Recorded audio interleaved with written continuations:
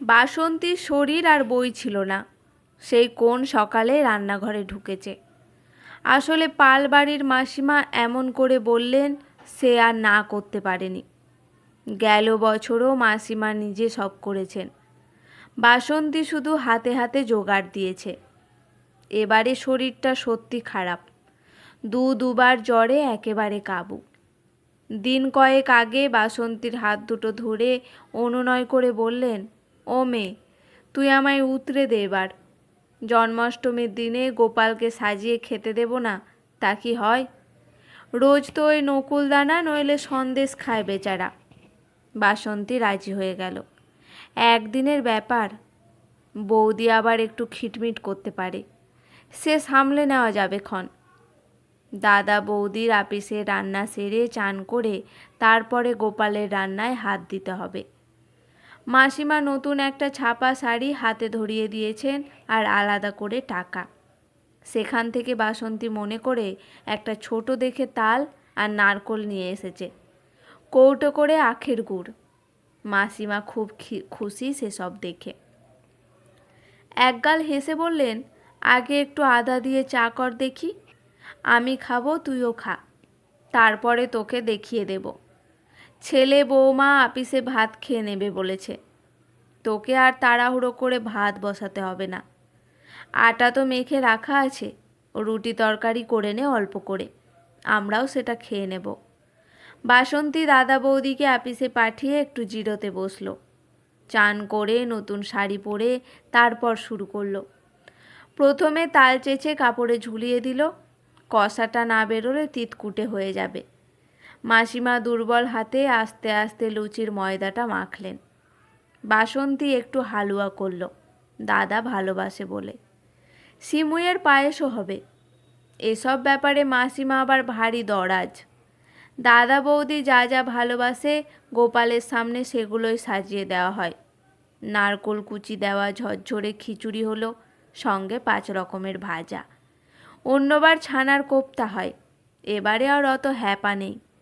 ডুমো ডুমো করে পনির কেটে আলু দিয়ে মাখা মাখা তরকারি হলো। এই সব করতে করতে কোমর ব্যথা করছিল বাসন্তীর। এখনও তালের বড়া ভাজা বাকি। মাসিমা নিজে সব হিসেব করে দিয়ে গোলা তৈরি করেই রেখেছেন দুপুর। বাসন্তী নারকেল কুড়ে তাতে মিশিয়ে ভাজতে বসলো। ছোট তাল ছিল, বেশি সময় লাগেনি। কাজ প্রায় শেষ। কটা লুচি ভেজে ফেললেই ছুটি। সন্ধে হয়। বৌদি আজ তাড়াতাড়ি ফিরে এসেছে। বাসন্তী সব খাবার গুছিয়ে গোপালের সামনে রেখে এসেছিল। মাসিমা ঘরের আলো জ্বেলে পাখা চালিয়ে দিলেন। বাতের জন্য তার মেঝেতে বসা বারণ। বাসন্তী সব ধরে দিলে গোপালকে। মাসিমা ধূপ জ্বেলে হাত জোর করে বললেন, গোপাল, তুমি এবার ধীরে সুস্থে খাও, পেট পুড়ে খেও। হেঁট হয়ে পায়েসের বাটিটা এগিয়ে দিলেন। জন্মদিন বলে কথা। তারপর দরজা বন্ধ করে বাইরে বেরিয়ে এলেন। বাসন্তী জানে এইবারে টেবিলে বসে মাসিমা চা খাবেন। ঘরের ভেতর গোপাল ভালো মন্দ খাচ্ছে, আধ ঘন্টা হলে পর আবার দরজা খুলে দেবেন তিনি। ততক্ষণে গোপালের নিশ্চয়ই খাওয়া হয়ে যাবে। বৌদি আপিস থেকে ফিরেই কাজ শুরু করে দিয়েছে। বাসন্তী এত রকম রান্না করেছে দেখে খুব খুশি। বাইরে থেকে যে সাদা কৌটো করে শৌখিন খাবার আসে, অনেকগুলো বের করে এনেছে। যা যা হয়েছে সব কিছু গুছিয়ে দিল বৌদি। শাশুড়িকে নিয়ে বাড়িতে তো 3টে প্রাণী, বরের কোনো ঠিক নেই। নেশা ভাঙ করে কোথায় পড়ে থাকবে কে জানে। তবে শাশুড়ি গোপালের প্রসাদ পেলে খুব খুশি হয়ে খাবে। তাদের বস্তিতে অনেকেই। নতুন করে গলায় কণ্ঠি পড়েছে। মাছ মাংস ছেড়ে ঘরে গোপালের পুজো করে রোজ। বাসন্তীর শাশুড়ি একবার ধুয়ো বলেছিল, ছেলেপুলো হলো না, বিয়ের 5 বছর কেটে গেল, গোপালের দয়ায় কোলে ছেলে আসবে। বাসন্তী দেখে শান্তশিষ্ট হলেও ভারী মুখরা। স্পষ্ট জানিয়ে দিয়েছিল, নোজ নিরামিষ খেয়ে তার পোষাবে না, আর দিবারাত্রির মদ গাঁজা খেয়ে পড়ে থাকলে তার ছেলের বাপ হতে হবে না। শাশুড়ি সেই থেকে সমঝেই চলে বাসন্তীকে। মুখ খুললে আর থামতেই চায় না। 2 পয়সার রোজগারের মুরদ নই, ছেলের বাপ হওয়ার শখ। এঁঠো বাসনগুলো নিয়ে গজগজ করতে করতে কলের দিকে চলে যায় বাসন্তী। আজ আবার সব কাজকর্ম সেরে ব্যাগ ভর্তি খাবার দাবার নিয়ে বেরোনোর সময় মাসিমা নরম করে বললেন, এত যত্ন করে সব রাঁধলি, সামনের বছর দেখবি কোলে অমন সুন্দর ছেলে আসবে। ছেলে ছেলে করলে পেটের ভাত জুটবে কোথা থেকে? দুবেলা রান্নার কাজে বেরোতে হয়। শিবরাত্রিও করে। ওই তো গেজেল বর জুটেছে কপালে। তেতো কথাগুলো বলতে গিয়েও গিলে নিল বাসন্তী। মাসিমা বৌদি সবাই ভালো মানুষ, বিপদে আপদে দেখে। মাছ মাংস রাঁধে বলে বৌদি মাঝে মাঝে খেতেও দেয়। শাশুড়ি ঘরে যেমন পারে রান্না করে। মাঝে মাঝে সন্ধ্যাবেলা বাসন্তী বাজার করে নিয়ে যায়। সেদিন একটু ভালো মন্দ হয়, নইলে ওই ভাত ডাল আলু সেদ্ধ। বাসন্তী সেদিন ভারী ব্যাগটা নিয়ে পা চালিয়ে আসছিল। মাসিমাদের বাড়ি থেকে একটু এগোলেই ফুটপাত ঘিরে একটা প্লাস্টিকের ছাউনি আছে। বছর দেড়েক ধরে রোজ দুবেলা একটুক্ষণ দাঁড়ায় সে। ময়লা শাড়ি পরে কচি বউটা ঘটর ঘটর করে বাটনা বাটছিল। অন্যদিকের তুলনায় আজ একটু আগে এসেছে সে, নইলে মাসিমাদের রান্না সেরে বেরোতে বেরোতে রাত হয়ে যায় তার। তখন ছাউনির পাশের উনুনে গনগনে আঁচে রুটি সেঁকা হয়। ছোট ডেকচি করা আলু বা মটরের তরকারি থাকে। রিক্সাওয়ালা আর টোটোওয়ালারা খায়, ঠেলাওয়ালারাও খায়। পাশে ফুটপাতের একধারে ছোট্ট বিছানায় পুচকে বাচ্চাটা শুয়ে শুয়ে হাত পা নেড়ে খেলে। বাসন্তী দুদণ্ড দাঁড়ায়, বাচ্চাটাকে কোলে নিয়ে আদর করে, বউটার সঙ্গে দু চারটে কথা বলে। বাসন্তীর মনটা এই সময়টুকুর জন্য রোজ অপেক্ষা করে থাকে। ওই দুধের গন্ধমাখা নরম বাচ্চাটার গালে গাল ঠেকায়, কাপড় ভালো করে হাতটা মুছে একবার কোলে নেয়।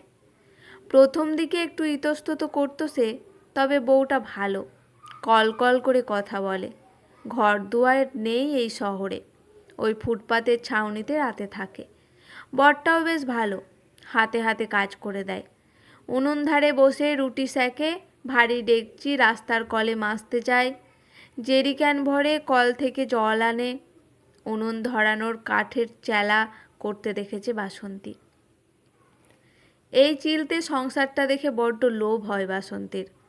তার নিজের রোজগারের টাকায় একটা টিভি কিনেছে, তক্তাও আছে শোয়ার জন্যে। এদের কেমন পরিপাটি ফুটপাতের সংসার। বাচ্চাটা একটু বড় হয়েছে, কেমন গোলগাল হাত পা, ন্যাংটো থাকে সারাদিন। কোমরে একটা ঘুনসি, কপালে বড় করে একটা কাজলের টিপ পড়ে। বসে বসে ভাঙা কৌটো প্লাস্টিকের মগ এটা সেটা নিয়ে খেলে।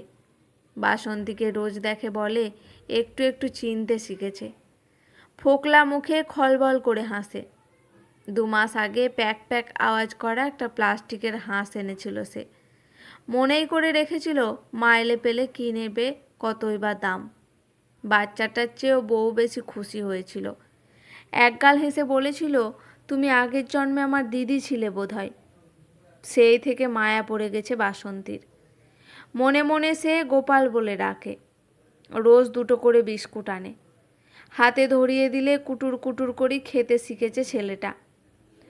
বউটা যেন কেমন এমন রাজপুত্রর খোকা, নাম রেখেছে ফেলু। সে আবার বলে, রাস্তায় থাকি আমরা। হেলা ফেলার নামই ভালো দিদি, নইলে নজর লেগে যাবে। একদিন ফিসফিসিয়ে বলছিল, ও দিদি কাউকে বলো না, গাড়ি থেকে 2জন নেমে ফেলুকে কিনতে চেয়েছিল। বললে কি না এভাবে মানুষ করবি কি করে, তার চেয়ে আমাদের দিয়ে দে, অনেকগুলো টাকা পাবি।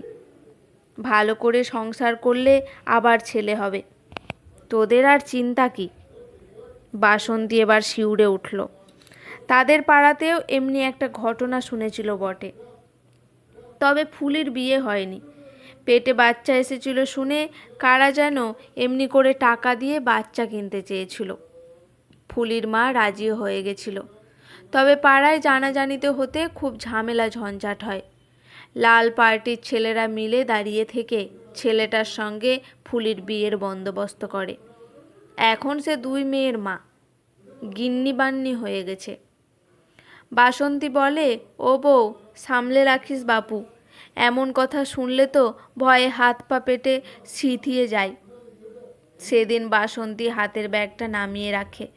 মনে মনে ঠিক করে এসেছিল এত রকমের খাবার ওদের একটু দেব। বউটা একটা অ্যালুমিনিয়ামের তোবড়ানো থালা বের করে দেয় বাসন্তীকে। বাসন্তী সব কৌটো থেকে খানিক খানিক করে নিয়ে থালাটা গুছিয়ে দেয়। বউ কপালে ঠেকিয়ে জোর হাত করে প্রসাদ নেয়। তার চোখ চকচক করছে তখন। বলে, দিদি, তুমি এত রান্না করছো গোপালের জন্য? বাসন্তী একটু কিন্তু কিন্তু করছিল। ব্যাগের নিচে একটা জিনিস ছিল, একটা নতুন জামা প্যান্ট। বাসন্তী কোনোদিন বাচ্চার জিনিস কেনেনি, ঠিক মতো মাপ বুঝতেও পারছিল না। দোকানদারকে বলে এসেছে ছোট বড় হলে ফেরত করবে। বউয়ের হাতে দিয়ে বাসন্তী বললে, গোপালকে আজ একটা নতুন জামা পরাস। আর আমার খুব ইচ্ছে, যদি রাগ না করিস বোন, আমার ঘরে একদিন নিয়ে যাব তোদের। বউ কেমন অবাক হয়ে তাকিয়ে রইল। কেউ কিছু বলবে না তো? বাসন্তী তখন মনে মনে খুশিতে ডগমগ। গোপালকে দুটো রূপের মল কিনে দেবে বরং। পা বেরোলে হাঁটবে, ঝুমঝুম করে আওয়াজ হবে। বউ নজর রাখতে পারবে এখন। গাড়ি ঘোড়ার রাস্তা, কখন আবার গোপাল ফুটপাত থেকে রাস্তায় নেমে পড়ে। মাসিমার গোপালের কাছে গড় করে বাসন্তী আজ বেশ কড়া করে শুনিয়ে এসেছে, ঠাকুর, তুমি তো ঠান্ডা ঘরে এত আরামে থাকো, তোমার কচি ভাইটা কিন্তু রাস্তায় শুয়ে, তাকে চোখে চোখে রাখো। আজকের গল্পটি এখানেই সমাপ্ত। গল্পটি ভালো লাগলে পাশে থাকবেন।